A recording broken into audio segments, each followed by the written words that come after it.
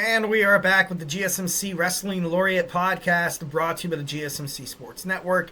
I'm your favorite wrestling fan here, Eric Rodriguez, here to talk about the greatest thing in the world of professional wrestling, all the action inside and outside the ring, backstage curtain calls, all the rumor, all the drama. We talk about superstar inactive statuses, injury updates. We talk about contract negotiations amongst superstars, extensions, and new signings. We talk about promotions from WWE to AEW to New Japan Professional Wrestling to the if it makes major news in the world of professional wrestling, we talk about it here on this show 1,010%. So make sure you guys Superman punch that like and subscribe button, and all your dreams will come true. Of course, if your dreams are watching more professional wrestling content, 1,010%. All right, without further ado, we're going to jump on into our second segment. But before we do any of that, just want to remind you guys to go ahead and hit up that tips and donations link at the GSMCpodcast.net. Also, hit up those super chats. We definitely love hearing from you guys. If you have a burning question or hot take in terms of the world of wrestling, or just something you've been dying to get off your chest, here at the GSMC Sports Network, we do love a lot of peace, love, and positivity, 1,010%. But we want to make sure you guys feel like your voice is part of the mix. So don't be shy. Drop your thoughts inside that chat.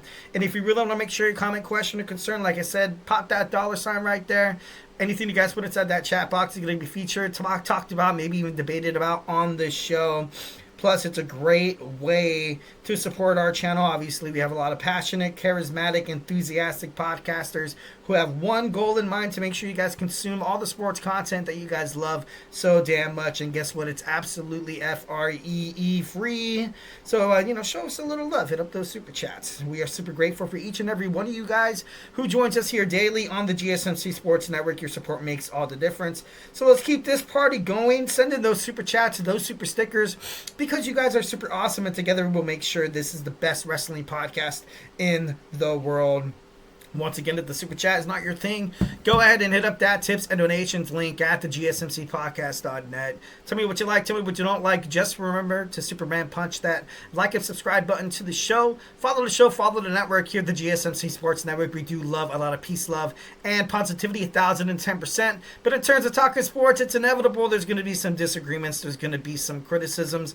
It's all good. It's all wet. It's already water under the bridge. It's all gravy, baby. Don't even worry about it. Don't be shy. Drop your thoughts inside that chat.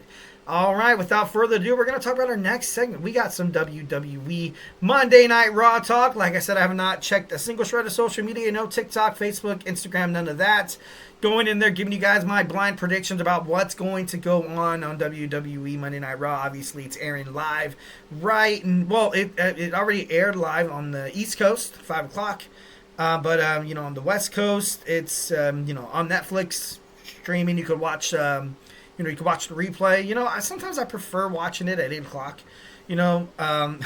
Especially with this Netflix thing, how you can, just kind of fast forward. And, I like it. I think it's pretty cool. So without further ado, we got WWE Monday Night Raw talk. What's going to happen tonight in Buffalo, New York? We have Nile taking on Lyra Valkyria for the WWE Women's Intercontinental Championship match. Obviously, this is Nile's second chance at it. She's hungry. She's hungry. She wants to eat. But, I feel like there might be somebody else that might get involved in the match. We had a promo during the week with Selena Vega, basically saying that she's ready to assume the role that she was destined to be, to represent her country and just kind of be an overall badass. So it'd be kind of cool to see this match at WrestleMania, a triple threat match. Obviously, you saw these three girls go at it in the first round to crown the inaugural WWE Women's Intercontinental Champion, and the match was good. It was great. All three of these girls have amazing chemistry together. They kind of have the same tendencies. I do, Lyra Valkyria, I do feel like kind of has a leg up. She has, she's an NXT Women's Champion. She's also, she has a high flying aerial attack. But nothing that Ivy Nile can't do. Obviously Zelina Vega as well. So I would love to see this match being made at WrestleMania. Are we going to get it? Not too sure. Is Lyra Valkyria just going to take out Ivy Nile tonight to call it, to call the ball game? Who knows? Maybe, maybe not. Obviously, we are kind of heading toward WrestleMania. We had Bianca Belair It's been a rough couple of days for Bianca. Obviously, what happened with with Jade and Naomi. It was crazy. Bianca saw Jade come out. She was slamming on the elimination chamber pod. She was happy. She was ecstatic, and she thought she was gonna kick the holy hell out of Liv Morgan. And then she went right after Naomi, sent her to the hospital, sent her out of the elimination chamber. So we only had like 5 chicks, but it was cool. It was great. These amazing competitors pulled it off. But we're gonna find out, Bianca Belair's, thoughts tonight. Especially heading toward the women's world heavyweight championship match. Like I said, I really do. I would love to see Rhea and Bianca tear it apart, and at WrestleMania. But Iyo Sky, she's so damn impressive. She's super impressive. I would love to, for me personally, I would love to see this match, kind of being interrupted. I would love to see, Bianca Belair, Rhea Ripley, and Iyo Sky in a triple threat match for the WWE Women's World Heavyweights Championship at WrestleMania. I feel like that would like a steal the show kind of match. I hope it happens. I feel like that'd be pretty, I feel super cool. We do have some bad news. I guess The Rock is across seas. No, John Cena, excuse me. John Cena is across seas, shooting a movie, like a movie photo shoot or something like that. So we're not going to be able to find out any words from, probably most likely we're not going to hear anything from Cody Rhodes till like SmackDown. We're going to, not going to hear from The Rock, which sucks because I want to so bad. And John Cena, but next week, WWE, no, I think it's 2 weeks? 2 weeks? I think it is. We're going to get the European tour where John Cena is set to, be on 3 straight Monday Night Raws, obviously building up toward WrestleMania. So hopefully we'll get some answers then. But, they're going to have us waiting on pins and needles. Gunther, Jey Uso, we're going to see more of this, them going back and forth. After what happened at Elimination Chamber, I feel like these two got to step it up. Main event Jey Uso, everybody thought, we're a Rumble winner. We're going to, they're going to fight in the main event night 2. Not too sure of that anymore. Honestly, I do not know.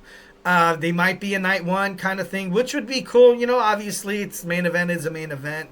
And I don't feel like Jey Uso would be that upset about it.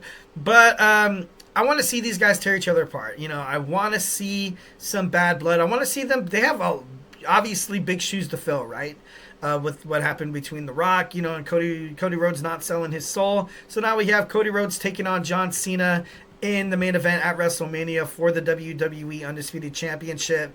Man, it's hard to compete with that. Jey Uso, Gunther, I want to see them tear each other apart more. I want to see it get to the point where Jey Uso is viewed as the underdog. Because a lot of people, according to the storyline, it is. He is the underdog, right? That's what it's supposed to be. But the way how his momentum is and the way the fans are, ultimately behind him and the way Gunther is, it feels like even, and like I said, maybe this might be a predetermined notion because of their match at WWE Saturday Night's main event where Jey Uso was this close of beating Gunther for that title, and now they're going to run it back at WrestleMania. So maybe that kind of poses a reason why. But like I said, I feel like these guys have some big shoes to fill in terms of promoting their main event match at WrestleMania. We're going to have a tag team title match we have the War Raiders taking on the Creed brothers.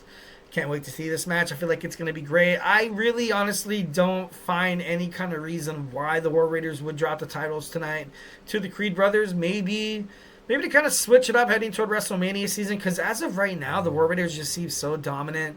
There's not really any other tag team besides these two. Obviously, you have the LWO, you have the New Day, you have the Alpha Academy. You don't really have any serious hardcore tag teams on Monday Night Raw.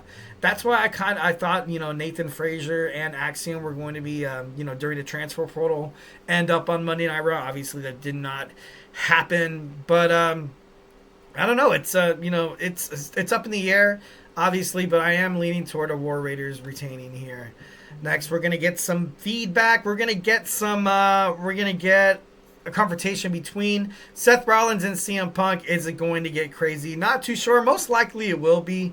Same stuff. They'll probably attack each other, and then then the security guards have to kind of push them away from each other. We might see the rare sighting of Jason Jordan.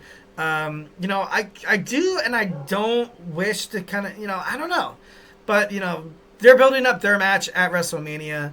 Roman's going to get involved some way, somehow. We're going to get a triple threat match at Mania 41. We have the WWE Women's Champions. Obviously, I don't know if they're going to head for a celebration. But, I feel like they will. They're going to find their next competitors pretty soon here. I feel like WWE kind of let it stew for a little bit. What's going to happen with the Judgment Day? I'm not too sure. But, I'm kind of heading toward Asuka and Kairi Sane coming back from injury together. The Kabuki Warriors will be put in a position where they can be a babyface World Tag Team Champions, at WrestleMania, fighting Liv Morgan and Raquel Rodriguez.